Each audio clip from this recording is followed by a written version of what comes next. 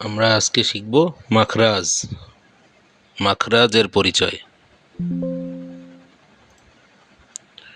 মাখরাজের পরিচয়।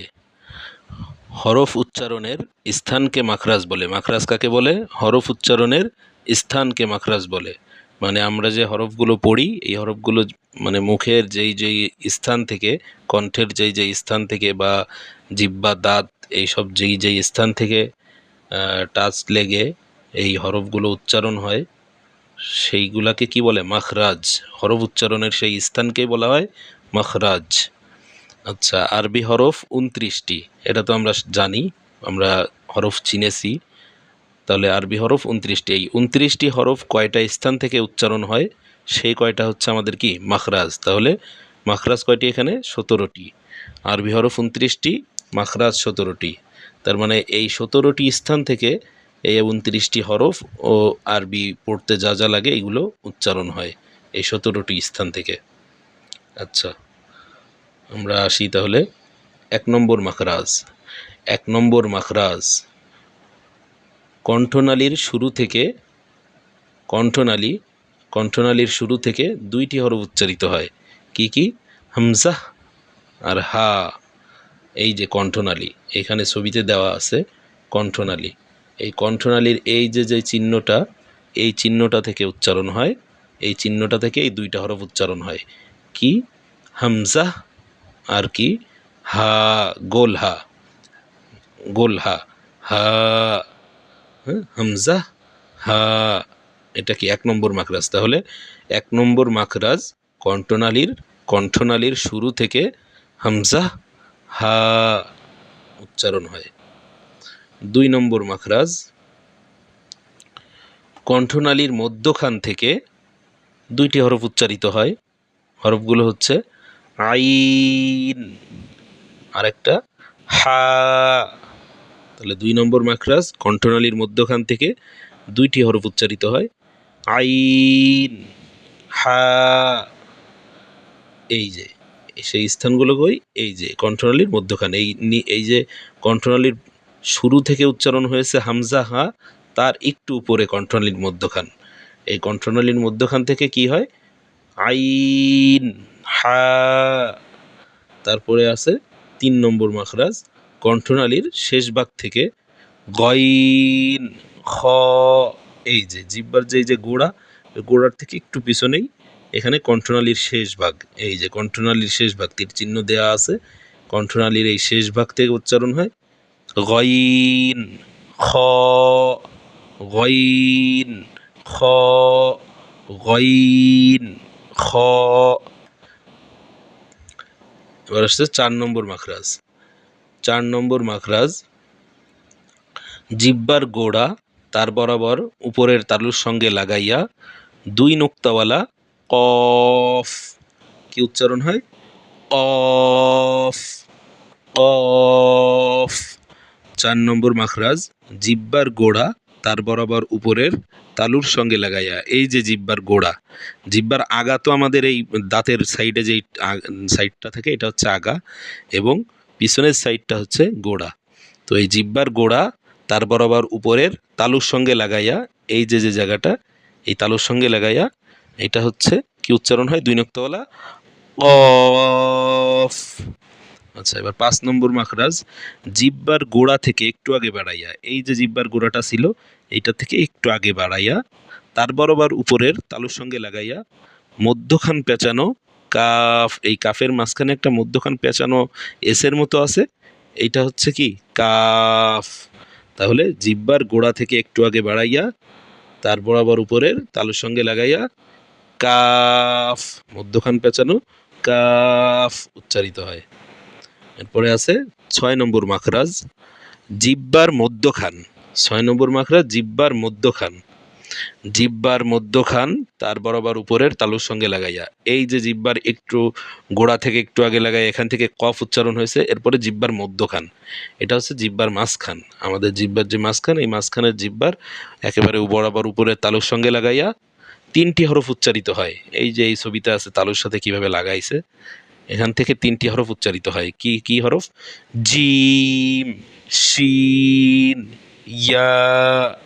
এই তিনটি শক্ত হরফ আমাদের জিহ্বার মধ্যখান, তারপর আবার উপরের তালুর সঙ্গে লাগাইয়া উচ্চারিত হয়। একটা হচ্ছে জিম, দ্বিতীয়টা শিন, তৃতীয়টা ইয়া। এই তিনটা হরফ।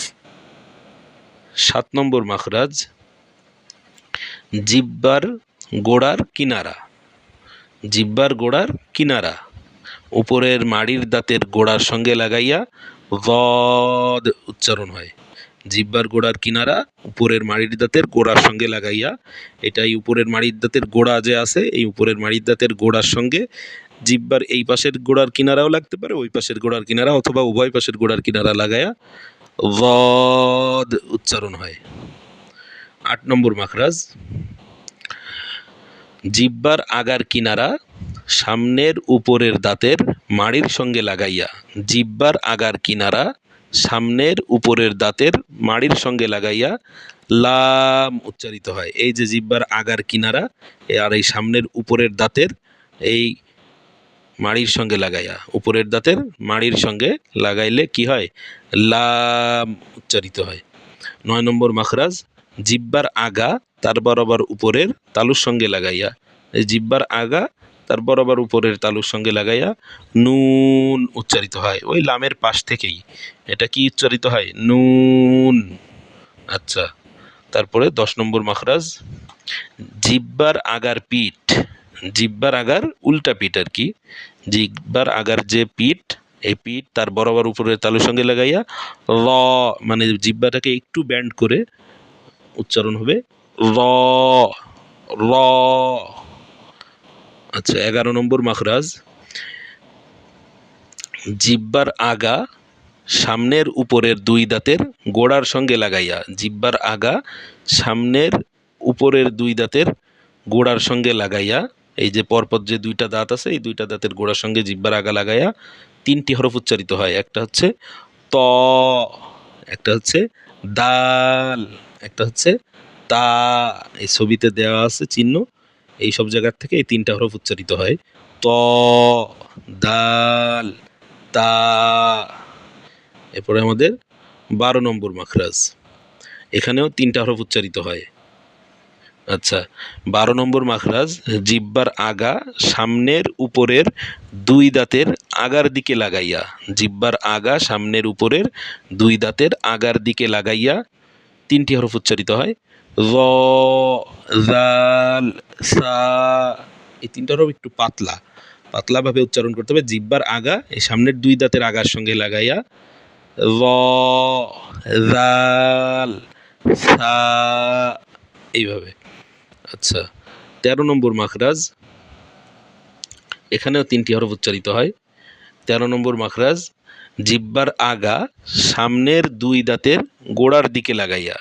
জিহ্বার আগা সামনের দুই দাঁতের, সামনের নিচের দুই দাঁতের গোড়ার সঙ্গে লাগাইয়া 3টি হরফ উচ্চারিত হয়। ঝা, সিন, সদ, ঝা, সিন, সদ। এই 3টি হরফ উচ্চারিত হয়। সদ, সিন, জা। তাহলে 13 নম্বর মাখরাজ জিহ্বার আগা সামনের নিচের দুই দাঁতের গোড়ার সঙ্গে লাগাইয়া সদ, সিন, জা, এই 3টি হরফ উচ্চারিত হয়। এবার 14 নম্বর মাখরাজ, এই 14 নম্বর মাখরাজ নিচের ঠোঁটের পেট। নিচের ঠোঁটের মাঝখানে যে মাঝ বরাবর, এটাকে বলে নিচের ঠোঁটের পেট। সামনের উপরের দুই দাঁতের আগার সঙ্গে লাগাইয়া ফা উচ্চারিত হয়। কি উচ্চারিত হয়? ফা। নিচের ঠোঁটের পেট সামনের উপরের দুই দাঁতের আগার সঙ্গে লাগাইয়া ফা উচ্চারিত হয়।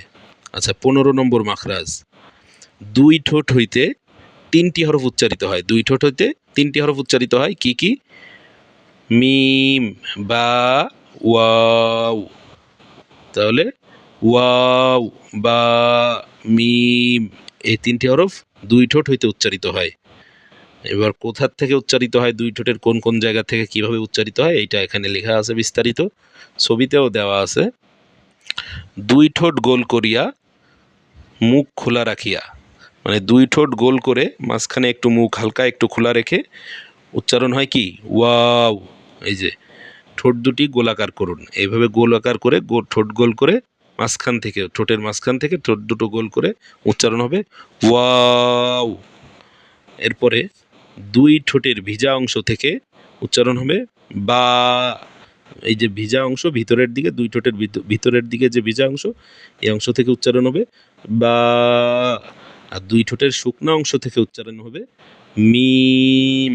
দুই ঠোঁটের শুকনো অংশ থেকে মিম।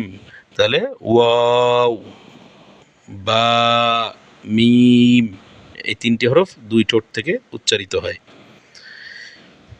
16 নম্বর মাখরাজ। 16 নম্বর মাখরাজ হচ্ছে মুখের খালি জায়গা হইতে মদের হরফ উচ্চারিত হয় বা মদ উচ্চারিত হয়। মদ অর্থ কি? টেনে পড়া। তাহলে এই টেনে পড়ার যে উচ্চারণের সিস্টেমটা, এটা উচ্চারিত হয় কি? মুখের খালি জায়গা হতে। এটা হচ্ছে মুখের খালি জায়গাটা 16 নম্বর মাখরাজ।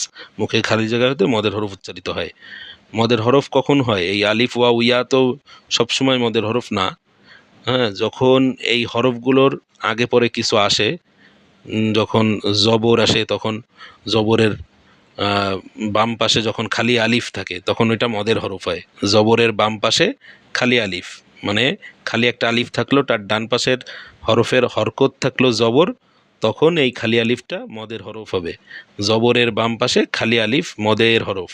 যেমন বা আলিফ জবর বা, তখন এই বাকে এক আলিফ টেনে পড়তে হবে, কারণ এই মদের হরফের বামের অক্ষরে, বদের হরফের ডান আগের অক্ষরে, পূর্বের অক্ষরে জবর এসেছে। মদের হরফ আলিফ, পূর্বের অক্ষরে জবর। তাহলে বা আলিফ জবর বা, তা আলিফ জবর তা, সা আলিফ জবর সা। এইভাবে জেরের বাম পাশে যজমযুক্ত ইয়া, জেরের বাম পাশে এখানে কিন্তু খালি ইয়া না, যজমযুক্ত ইয়া, যজম বা সাকিনযুক্ত যে ইয়া আছে, এটা যখন জেরের বাম পাশে হবে তখন এটা মদের হরফ হবে। যেমন বায়াজের বি, তায়াজের তি, সায়াজের সি। এই সি বলে যে টানটা আমরা দিচ্ছি, বা বলে যে টানটা আমরা দিচ্ছি, এই টানটা মদ। আর এই মদের উচ্চারণটা হয় খালি জায়গা, মুখের খালি জায়গা থেকে মদের উচ্চারণ হয়। মদের হরফটা উচ্চারণ হচ্ছে কি মুখের খালি জায়গা থেকে। পেশের বাম পাশে যজমযুক্ত ওয়াও, পেশের বাম পাশে যজমযুক্ত ওয়াও থাকলেও এটা মদের হরফ। যেমন বাওয়াও পেশ বু, তাওয়াও পেশ তু, সাওয়াও পেশ সু। আচ্ছা, এই বিষয়ে আমরা পরবর্তীতে আরও বিস্তারিত পড়ব মদ বিষয়ে।